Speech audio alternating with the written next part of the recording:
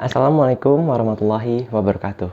Hai semuanya, perkenalkan nama saya Alma Musa Rashidi dengan NIM 120202191300080 dari jurusan Ekonomi Islam Fakultas Ekonomika dan Bisnis Universitas Diponegoro.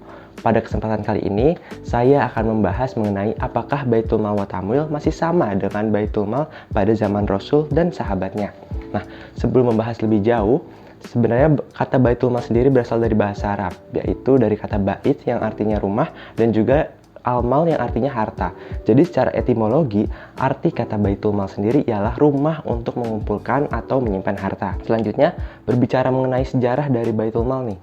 Asal-muasalnya itu berdiri ketika kaum muslimin mendapatkan ghanimah atau harta rampasan perang pada Perang Badar. Setelah itu, Allah menjelaskan hukum tentang pembagian dan juga menjadikannya sebagai hak sepenuhnya kaum muslimin dan memberikan wewenang kepada Rasul untuk mempertimbangkan untuk kemaslahatan kaum muslimin itu sendiri.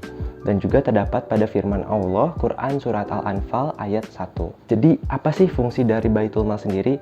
Pada zaman Nabi itu, hakikatnya fungsi Baitul Mal adalah untuk mengelola keuangan negara dengan menggunakan akumulasi dana yang berasal dari berbagai penerimaan seperti zakat, kharaj, jizyah, dan lainnya.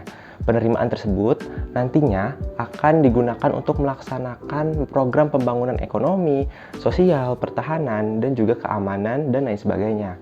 Mungkin dari kalian masih bertanya-tanya nih, apakah Baitul Mal sendiri masih berjalan hingga zaman modern sekarang? Sebenarnya, Baitul Mal ini menjadi cikal bakal berdirinya sebuah Baitul Mal wa Tamwil di Indonesia, atau kita biasa sebut dengan BMT. BMT sendiri merupakan penggabungan antara dua istilah, yaitu Baitul Mal dan juga Baitul Tamwil. Sehingga menurut Sumitra, BMT ialah lembaga ekonomi atau lembaga keuangan syariah non-perbankan yang sifatnya informal. Cara mendasar ada dua yang utama. Yang pertama adalah untuk media penyalur pendayagunaan harta ibadah seperti zakat, infak, dan juga sedekah kayak gitu.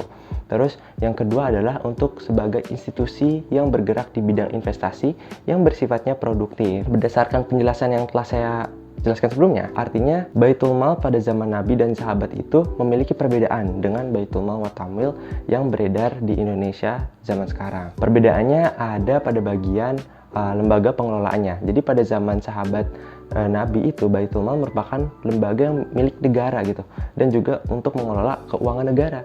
Jadi untuk mensejahterakan rakyatnya. Sedangkan BMT hanyalah lembaga swasta mikro yang mengelola keuangan masyarakat yang mempercayakan dananya ke BMT tadi kan.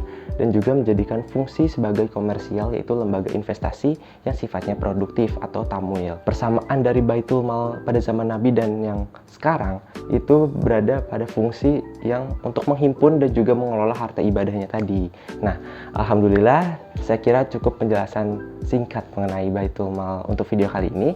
Mohon maaf jika terdapat kesalahan informasi, tutur kata, ataupun perilaku saya yang kurang berkenan di hati penonton. Terima kasih. Wassalamualaikum warahmatullahi wabarakatuh.